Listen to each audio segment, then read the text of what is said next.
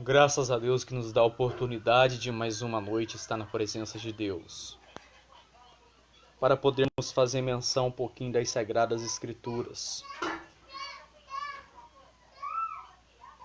Porquanto a própria palavra de Deus diz que a palavra de Deus é loucura para os que perecem, mas para nós que somos salvos é o poder de Deus.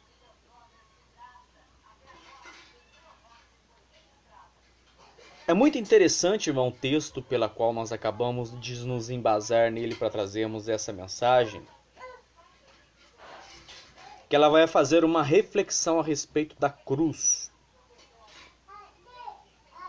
E ela ainda faz uma reflexão sobre a palavra de Deus, dizendo que a palavra da cruz é loucura para os que perecem, mas para nós que somos salvos é o poder de Deus. O que consiste este primeiro versículo do capítulo 1, versículo 18 do livro de primeira carta do apóstolo Paulo aos Coríntios? É que a verdade é, irmãos, que para este mundo em que nós vivemos, quando se trata em relação à Bíblia, às Sagradas Escrituras, inúmeras pessoas nos têm como retródoto, pessoas que são levianas e acreditam em qualquer coisa, dizendo que as Sagradas Escrituras elas são qualquer coisa. Que a palavra de Deus, ela é simplesmente um livro. E mais, eles vão mais a fundo e querem contradizer a palavra de Deus ainda, brigando com a gente. O porquê da palavra de Deus ter sido escrito por homens. Deus, ele precisava da sabedoria de alguns, da eloquência de outros, da timidez de alguns também, para que através das Sagradas Escrituras ele pudesse enviar à humanidade a forma com que a mesma pudesse se portar diante do Criador dos céus e da terra, daquele que nos fez. Haja vista que nós somos criados do pó da terra. A Bíblia diz que Deus, depois de haver feito tudo, ele olhou para o homem e disse: não é bom que o homem esteja só. Aí ele vai dizer no plural, dizendo assim: façamos o homem a nossa imagem e a nossa semelhança. É Deus dizendo a respeito do homem, porque o homem, ele foi criado do pó da terra. Deus formou um molde ou uma moldura humana. E depois Deus vai soprar nas narinas do homem o fôlego de vida. Aí o homem torna-se alma vivente. Então, por sua vez, Deus vai fazer uma auxiliadora para estar ao lado do homem. Por sua vez. Mas é muito interessante que o tempo passa e nós passamos por todas as dispensações que as Sagradas Escrituras nos mostram, até chegarmos na dispensação da graça. Nós passamos a dispensação da inocência, consciência, governo humano, lei, patriarcal. Agora nós estamos na dispensação da graça e ainda virá a dispensação do milênio. De 1000 anos que Cristo reinará com seu povo na terra. Mas é muito interessante porque existem formas de sabedoria. Existem praticamente 3 tipos de formas de sabedoria.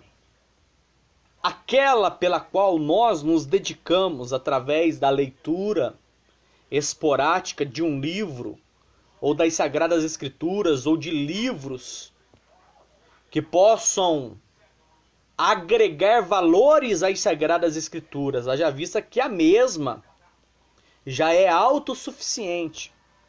Mas existem coisas nas Sagradas Escrituras, na Bíblia, em que muitos ainda encontram dificuldades para obter um certo discernimento da palavra. Então, necessário é um aprofundamento na palavra através de livros seculares para que nós possamos chegar ao original daquela palavra, ao original pela qual Deus está falando com as Sagradas Escrituras para os nossos corações. O texto pela qual nós nos referimos, ele fala que a palavra da cruz é loucura. Então, como eu estava vos dizendo, existe a sabedoria que nós adquirimos através dos livros. Nós conseguimos adquirir. Existe uma sabedoria que essa provém da parte de Deus. E só conseguimos adquiri-la através da nossa separação a Deus. O que significa a palavra santo? A palavra santo no original significa separado. Então, quando nós falamos sobre sermos santos, porque a palavra de Deus diz: sede santos como Ele é santo. Ele quem? Jesus. Para sermos santos como Jesus foi, é necessário que haja uma separação. Separação de inúmeras coisas e inúmeras áreas das nossas vidas. Mas, irmão Rodrigo, isso é condicional a condições do homem viver uma vida separada para Deus.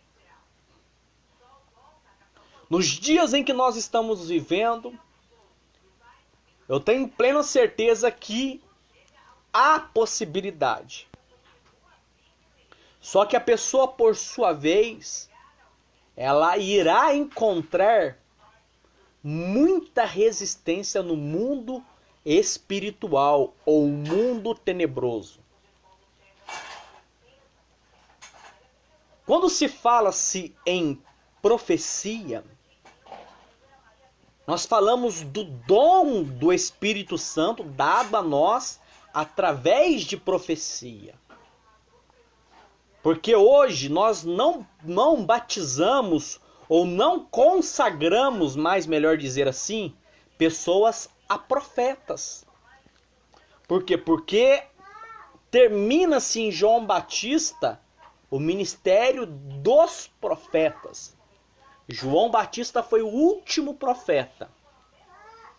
Mas, através do Espírito Santo, nós ainda temos o dom da profecia. Mas, irmão Rodrigo, a Bíblia diz que nos últimos dias haveriam falsos profetas. Existem. Assim como existem os falsos profetas, existem os verdadeiros profetas. A Bíblia diz que Deus, Ele procura os verdadeiros adoradores que adoram o Pai em espírito e em verdade. Se Deus procura os que tais assim o adoram, é porque existem também falsos adoradores. E quando se trata do dom da profecia, ela é maravilhosa. Porquanto a própria palavra de Deus, ela vai nos ensinar que entre todos os dons, nós como igreja, deveríamos buscar o dom da profecia. Porque ela ajuda a edificar a igreja. Por que eu estou vos falando isso? Porque nós estamos vivendo uma época de profetagem.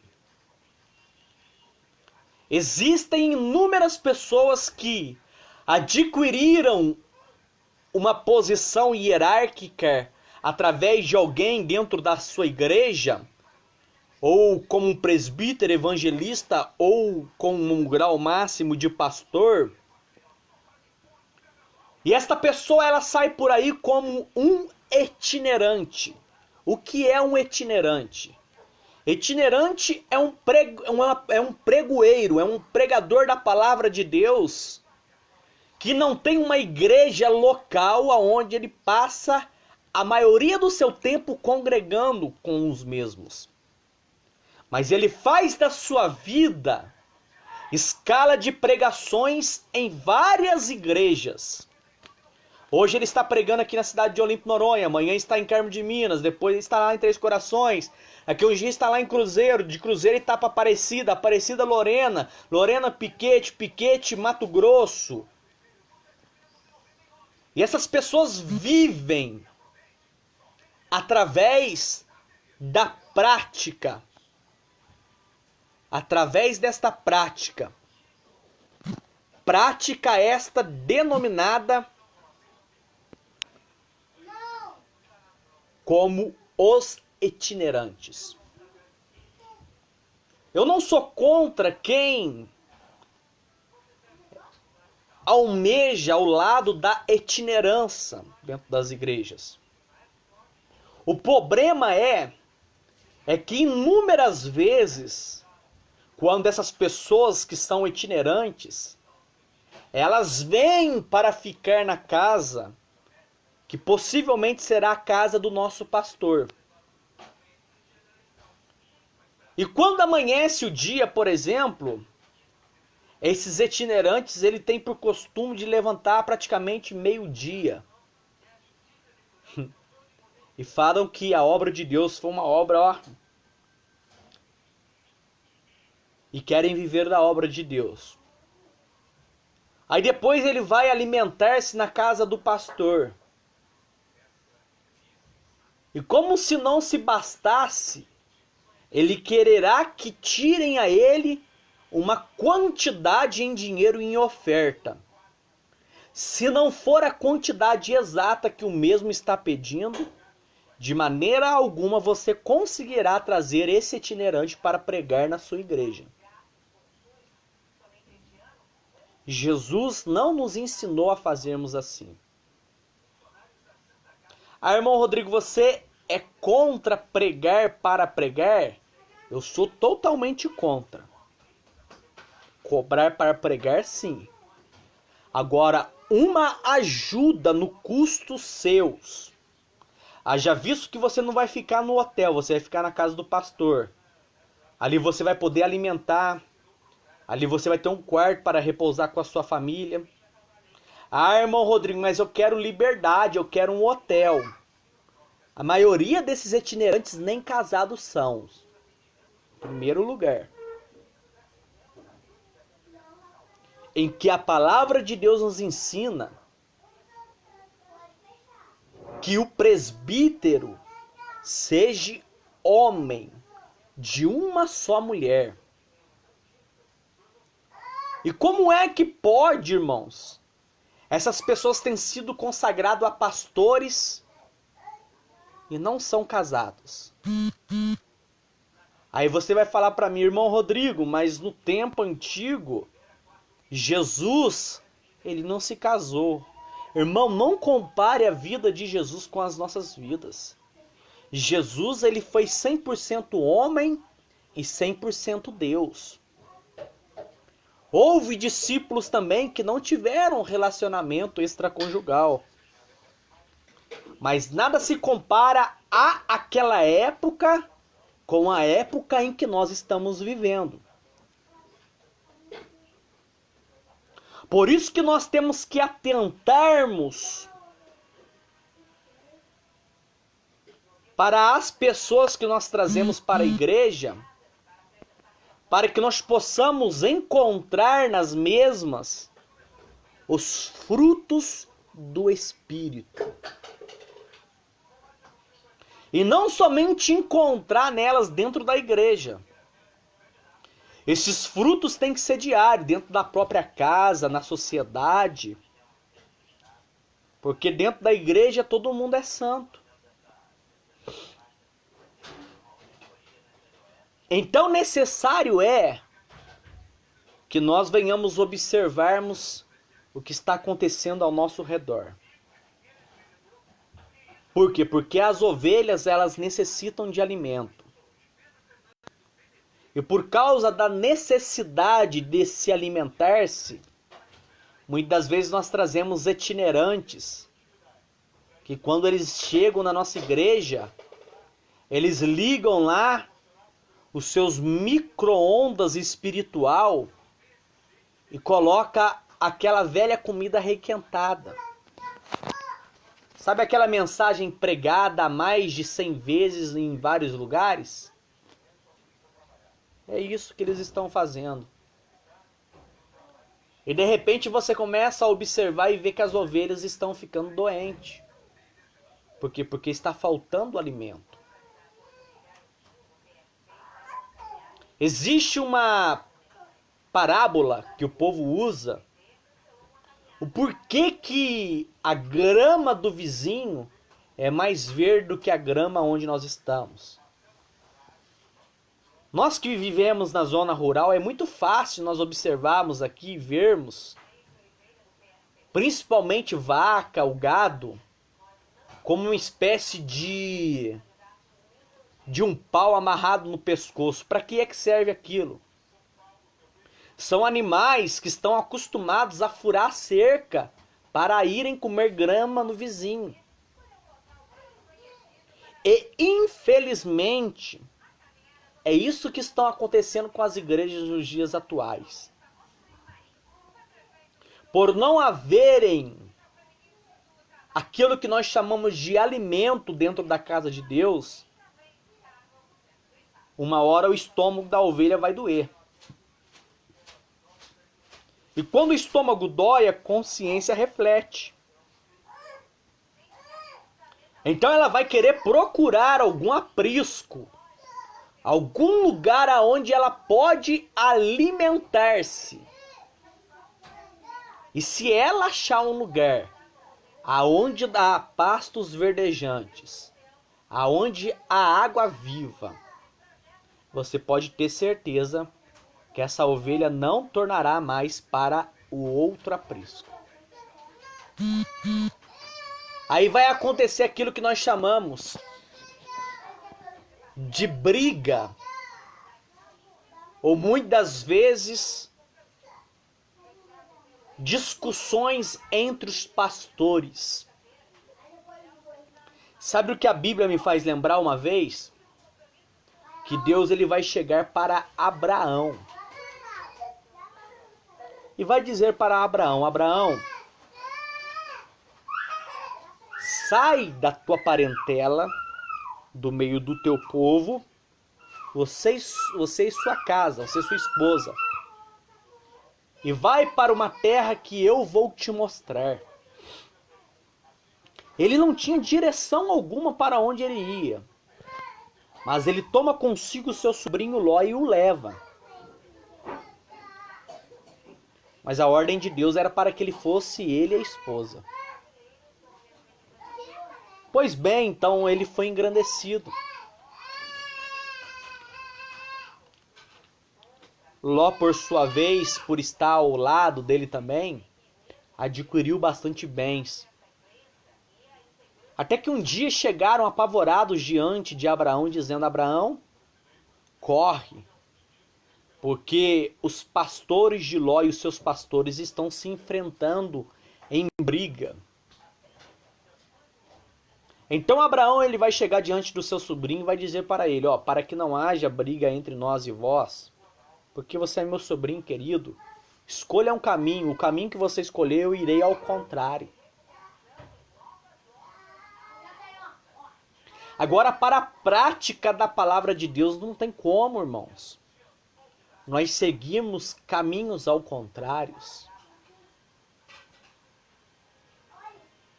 Eis aí o grande problema que está acontecendo nas igrejas atuais. Por quê? Porque a palavra ela é uma só. É a mesma. O problema é a forma com que a mesma está sendo expressada dentro das igrejas. Pessoas sem experiência, sem condições alguma de poder ensinar, porque tem uma vida totalmente desconcertada diante de Deus e querem fazer da palavra de Deus o seu sustento, o seu ganha-pão. Aí as pessoas, por sua vez, imagine dois pastores falando um com o outro. Escolhe o caminho, você vai para um caminho que eu vou para o outro. Aí o pastor da minha igreja fala assim, eu vou escolher o caminho que está na palavra de Deus, vou ficar na minha igreja pregando a minha palavra de Deus. Possivelmente as pessoas irão agregar a essa igreja. E o outro ele vai para o outro caminho. O outro caminho possivelmente será o contrário do caminho do primeiro. Ele pode pregar a palavra? Pode, mas vai pregar ela totalmente distorcida. Porque se existe uma coisa em que o homem se engrandece muito, é o que tange a obra de Deus. E isso faz com que Deus chegue a um ponto de abater algumas pessoas dentro da casa de Deus, para que os mesmos não se gloriem por aquilo que fora lhe dado. O apóstolo Paulo, ele diz, conheço um homem, ele está falando dele próprio, que há 14 anos, se no corpo ou fora do corpo, eu não sei.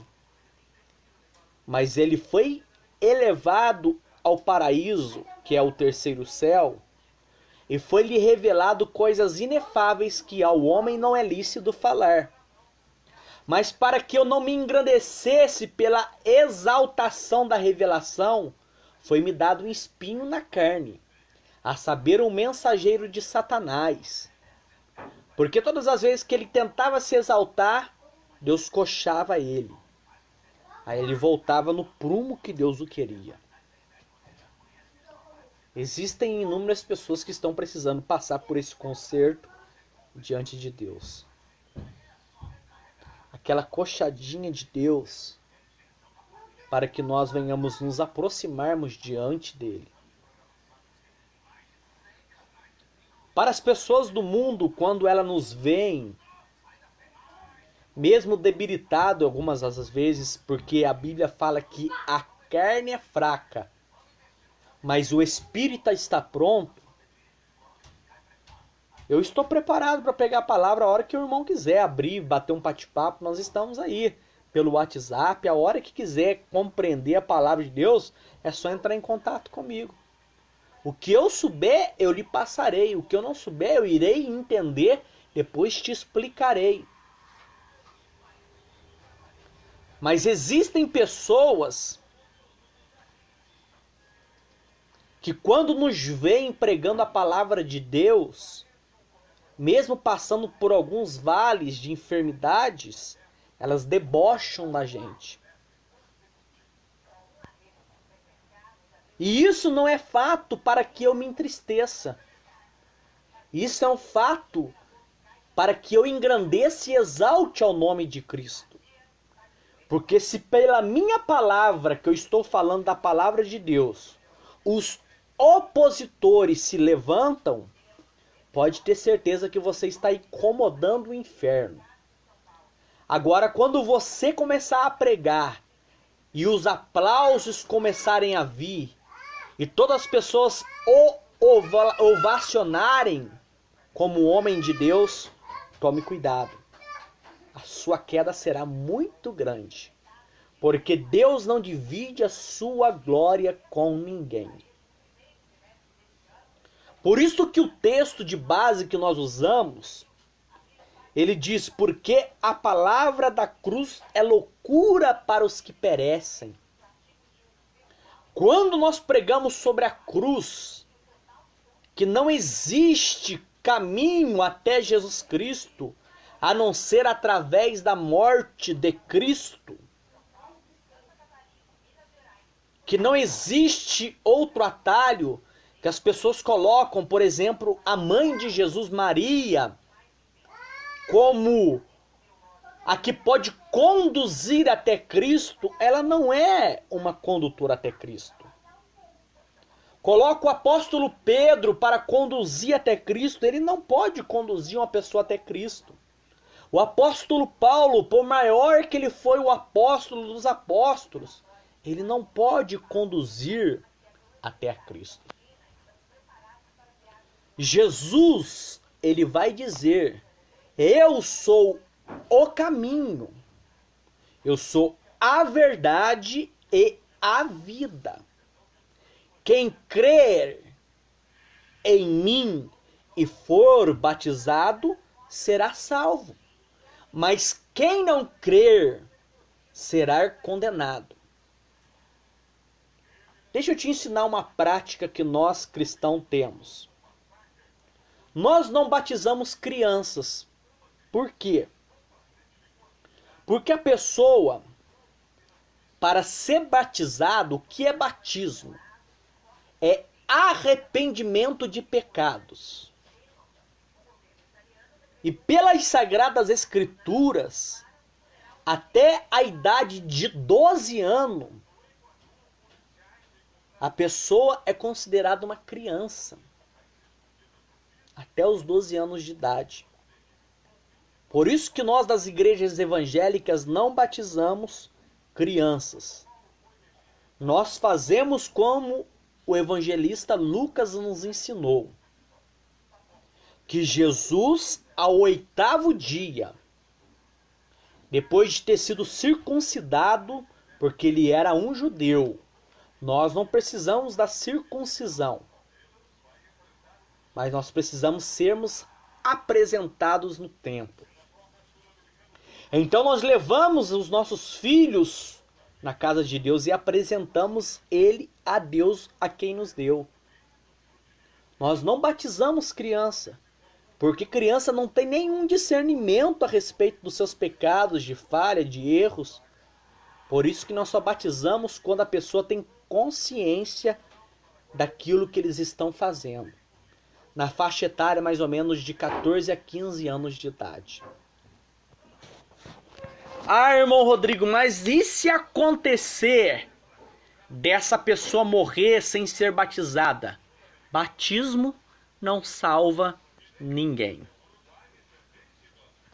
Ah, irmão Rodrigo, você é um herege. O que você está falando não tem cabimento nas Sagradas Escrituras. Não tem? No ato de crucificação, Jesus desceu da cruz e batizou o ladrão que se arrependeu? Não. Jesus viu que houve arrependimento dentro do coração dele e disse: hoje mesmo estarás comigo no paraíso. Então existe o paraíso.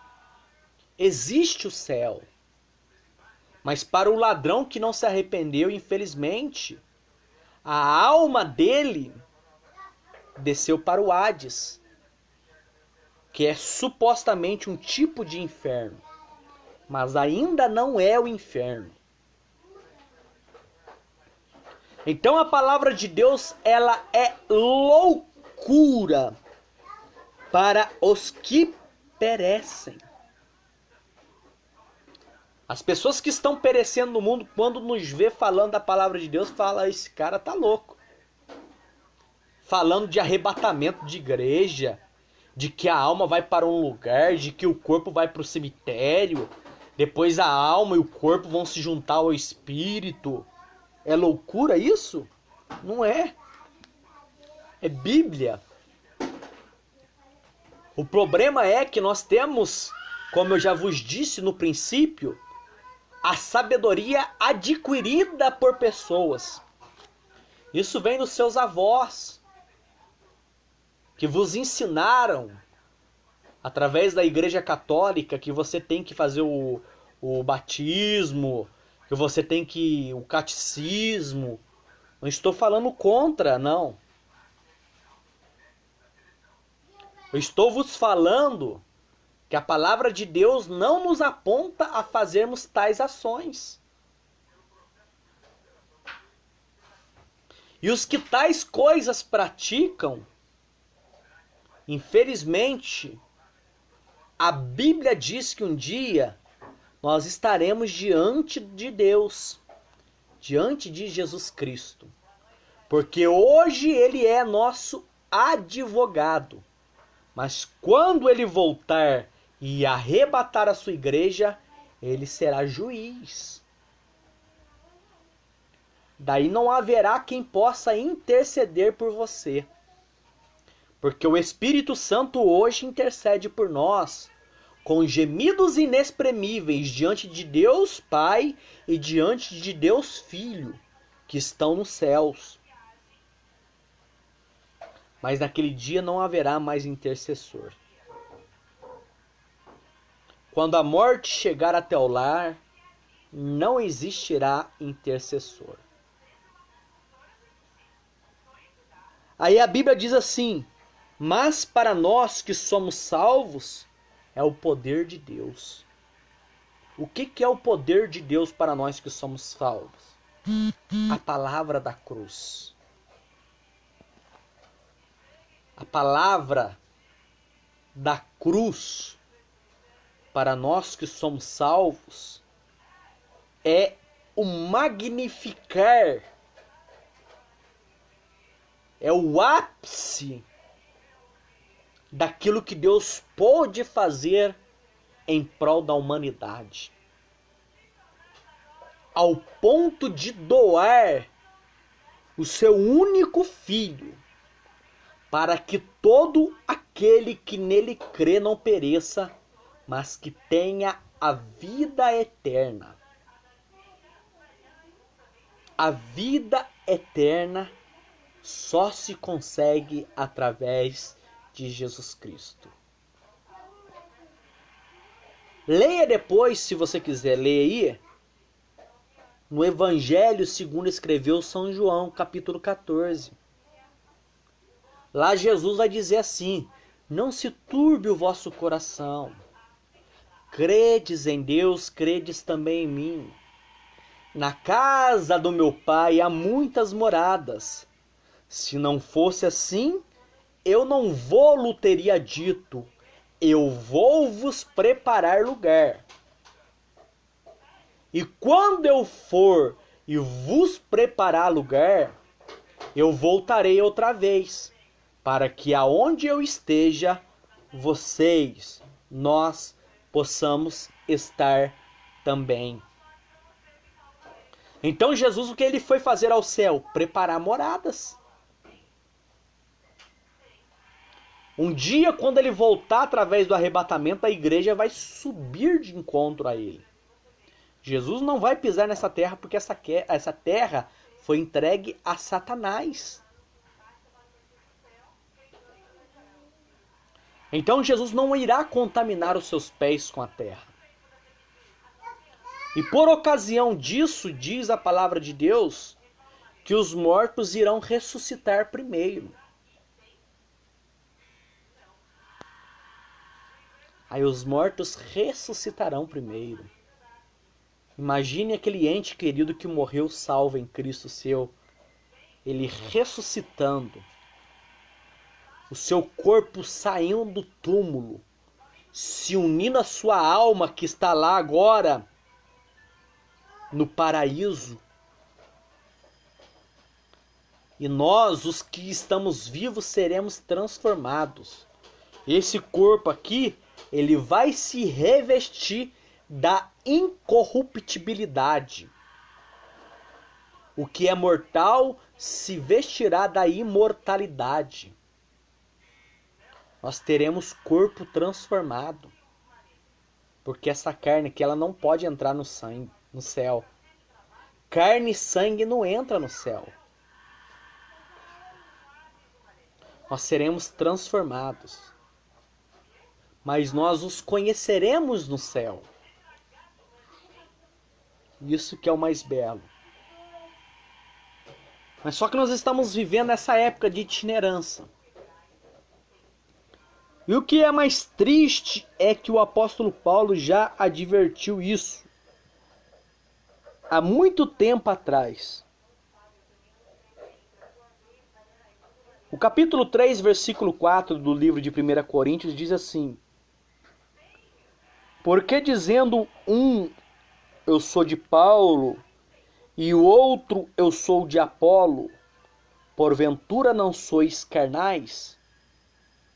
Pois quem é Paulo e quem é Apolo, senão ministros pelas quais crestes, e conforme o que o Senhor deu a cada um?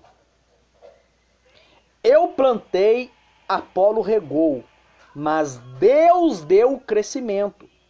Por isso nem o que planta é alguma coisa, e nem o que rega, mas Deus é o que dá o crescimento. Ora, o que planta e o que rega são um, mas cada um receberá o seu galardão segundo o seu trabalho. Então, irmãos, quando se diz em obra de Deus, ninguém tem que se gloriar pelo que se faz na obra de Deus. Aqui houve uma grande dissensão na igreja de Corinto. Por quê? Porque uns diziam que Paulo plantou e que o Apolo ele veio e regou. Para que os irmãos possam entender, é assim: eu fui lá e plantei um monte de milharal. E quem aguava a horta todos os dias era a minha esposa. Mas só que nem o que planta e nem o que rega tem valor no mundo espiritual quando se é feito com amor. Porque a Bíblia diz que nem o que rega e o que planta são alguma coisa, mas eles vão receber galardão por isso. Porque quem tem valor é o que vai dar crescimento naquilo. Vou te dar um exemplo melhor.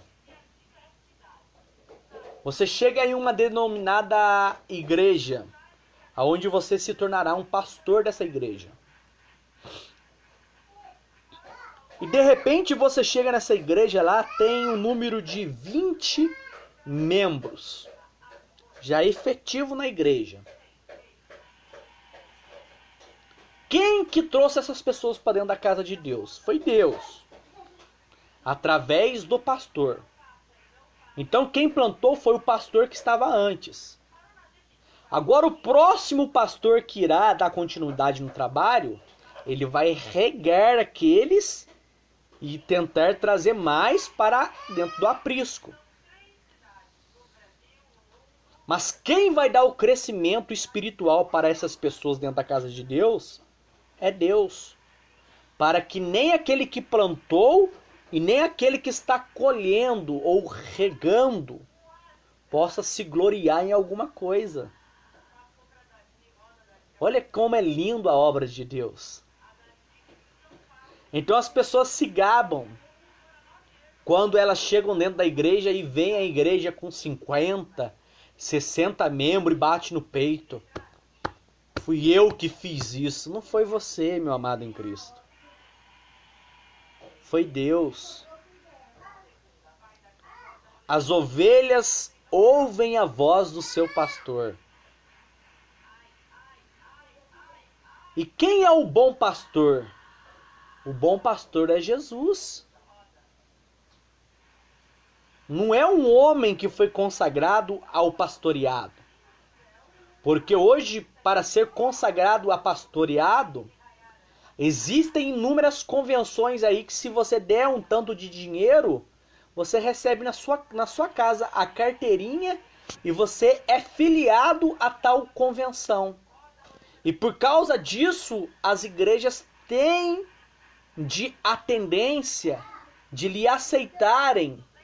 Por quê? Porque você tem uma credencial que está habilitado a exercer a função pastoral dentro de uma igreja. Aí de repente nós olhamos para os púlpitos das nossas igrejas hoje. Infelizmente tem acontecido. Não sou contra quem não sabe ler, porque a Bíblia diz que bem-aventurados são os que ouvem, guardam e praticam a palavra de Deus. Mas só que para exercer as funções ministeriais, a pessoa tem que ter apenas o básico de conhecimento das Sagradas Escrituras. A pessoa tem que ter um conhecimento base da Bíblia. Esses dias fizeram uma pergunta para um irmão aí, e até interessante que ele é um pastor, não vou dizer nome. E esse irmão ele respondeu assim: as coisas ocultas pertencem a nós e as reveladas pertencem a Deus. Mas a pergunta era uma pergunta tão fácil, tão revelada nas Sagradas Escrituras, que ele não soube transmitir o que a palavra de Deus estava dizendo ali. Então isso é muito perigoso. O que nós estamos plantando hoje para deixar para o futuro da nossa igreja? Quais são os obreiros que nos sucederão no futuro? Eu sou apenas um diácono dentro da casa de Deus. E eu tenho a plena certeza e a convicção de que até hoje, no ministério em que eu não estou lá para exercer cargo, não estou lá pedindo cargo, não estou suplicando cargo algum a ninguém. Mas sabe o motivo pela qual no meu ministério até hoje não fui consagrado, por exemplo, a um evangelista, a um presbítero? Poderia ter até hoje galgado a área ministerial de pastor, porque é o que sempre Deus nos fala através dos seus profetas,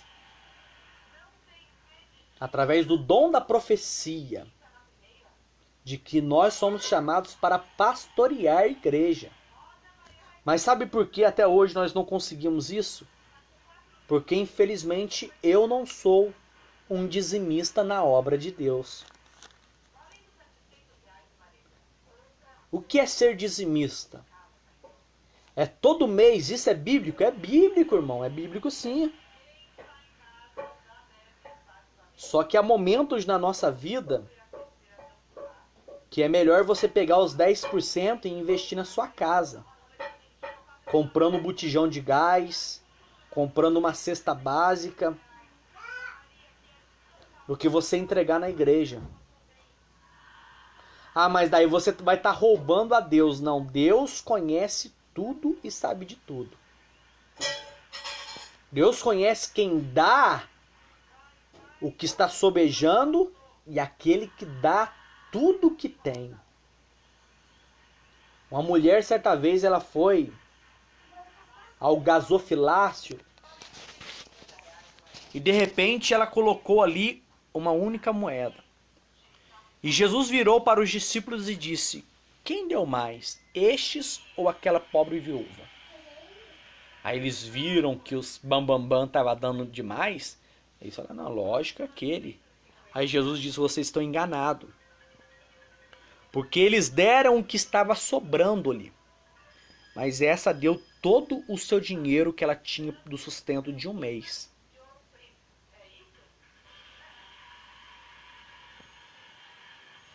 Para darmos os nossos dízimos e ofertas na igreja, é uma questão de fé e questão de cumprimento da palavra de Deus. Porque Deus promete abrir as janelas do céu e nos prover de tamanha abastança, que nós teremos para dar em vez de pedirmos. É a promessa de Deus. Mas só que existem pessoas que estão aí se gabando pelo número de pessoas que eles estão dentro da igreja. E existem pessoas que até vão na igreja, não é por causa de Cristo, mas é por aqueles que estão sentados à mesa. Certa vez Jesus ele foi até a casa de Lázaro. Lázaro é aquele que havia morrido por 4 dias, estava morto, mas que Jesus ressuscitou. Só que Lázaro dá um banquete e ele está à mesa. E a Bíblia é muito enfática em dizer que muitos iam ali não para ver Jesus, mas para ver a Lázaro, a quem Jesus o ressuscitara. Então existem pessoas que estão dentro do aprisco hoje, que só estão por causa do pastor local que está dirigindo hoje. Se esse pastor no dia de amanhã sair da igreja e for para outra igreja e vier outro homem de Deus para estar à frente do trabalho, a igreja racha no meio. É o que está acontecendo nos dias de hoje. As igrejas estão se dividindo. As igrejas estão indo de mal a pior, porque simplesmente elas deixaram de olhar para Jesus, mas elas estão com seus olhos voltados para os seus líderes. E quando os nossos olhos estão voltados para os nossos líderes, há um grande perigo de nós cometermos alguns equívocos. Lembra dos israelitas? Moisés, quando ele sobe ao Sinai para pegar os 10 mandamentos, 40 dias e 40 noites. Aí eles vão chegar até Arão e dizer para Arão: Arão, Moisés, o nosso líder, já é morto. Então façamos um Deus que vá diante de nós. Aí o povo eles vão arrancar os pendentes de ouro, que era brinco, anel, e eles vão fazer um bezerro de ouro e começaram a adorar esse bezerro de ouro. Aí quando eles estão adorando ao bezerro de ouro, no pé do monte, Deus lá de cima fala para Moisés: Moisés, desce, porque o teu povo se corrompeste. E quando Moisés ele desce, irmão, ele fica estagnado. Por isso que vos digo que muitas pessoas estão na igreja, não é por causa de Deus, é por causa dos seus líderes. Porque se os seus líderes se ausentarem por um pequeno instante de tempo, irmãos, coisas terríveis acontecem no pé do monte. Enquanto Deus falava com Moisés lá em cima, Arão fez um bezerro de ouro. E eles se despiram, tanto homens como mulheres. Estavam todos nus, se prostrando diante daquele bezerro de ouro. Quando Moisés ele desce, ele fica irado. Então não adianta, pastor, você ficar irado depois de você entregar o trabalho na mão daquele que não há uma estrutura espiritual para estar guardando aqueles que estão ao pé do monte. Porque ainda nós estamos aqui embaixo, no pé do monte. Nós ainda não subimos. Aí depois, muitas vezes, você chega irado, bravo, pelas coisas que têm se sucedido dentro da casa de Deus. Sabe o que é isso? Falta de vigilância.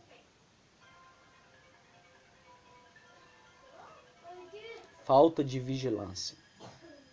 Porque nem o que planta e nem o que rega são alguma coisa diante de Deus. Aí nós vamos entrar num texto aqui que é muito lindo.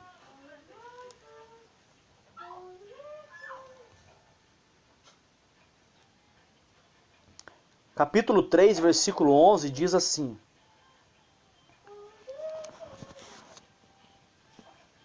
porque ninguém pode pôr outro fundamento além do que já está posto, a qual é Jesus Cristo. Ninguém. A nossa base é sólida porque Cristo, ele é a rocha de Meribá. Jesus é a pedra viva. Aí a Bíblia vai dizer: e se alguém sobre este fundamento formar um edifício de ouro, prata, pedras preciosas, madeira, feno ou palha, a obra de cada um se manifestará na verdade, o dia a declarará, porque pelo fogo será descoberta, e o fogo provará qual seja a obra de cada um. Se a obra de alguém que edificou nesta parte permanecer, este receberá galardão. Mas se a obra de alguém se queimar, sofrerá detrimento, mas o tal será salvo, todavia como pelo fogo. Não sabeis vós que sois templos de Deus e que o Espírito de Deus habita em vós? E se alguém destruir o templo de Deus, Deus o destruirá, porque o templo de Deus que sois vós é santo. Ninguém se engane a si mesmo. Se alguém dentre vós se tem por sábio neste mundo, faça-se louco para ser sábio. Porque a sabedoria deste mundo é loucura diante de Deus. Pois está escrito: ele apanha os sábios na sua própria astúcia. E outra vez o Senhor conhece os pensamentos dos sábios, que são vãos. Porquanto ninguém se glorie nos homens, porque tudo é vosso, seja Paulo, seja Apolo, seja Cefas, seja o mundo, seja a vida, seja a morte, seja o presente, seja o futuro, tudo é vosso, e vós de Cristo e Cristo de Deus.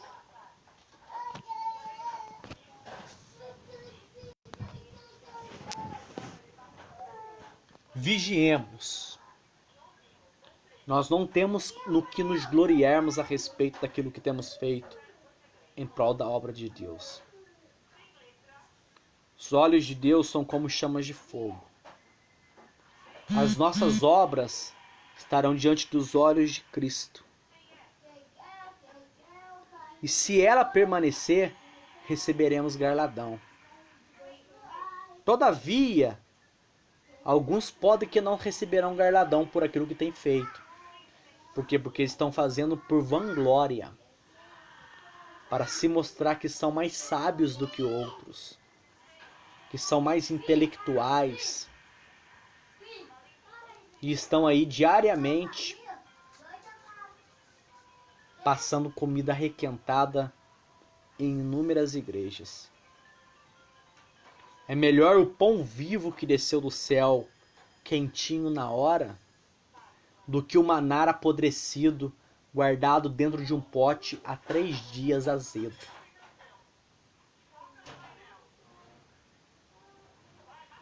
É melhor sofrermos do Cristo do que padecermos aqui neste mundo. A palavra que eu tenho para os irmãos é essa. Que Deus abençoe a cada um, ore em prol da minha vida, porque o momento mais difícil que eu acho, eu estou para enfrentar semana que vem. E eu peço que os irmãos orem em favor da minha vida, para que Deus possa entrar na frente, jogando por terra todo o laço do diabo, toda astúcia do nosso adversário, para que Deus nos dê vitória. E a vitória minha será a tua vitória.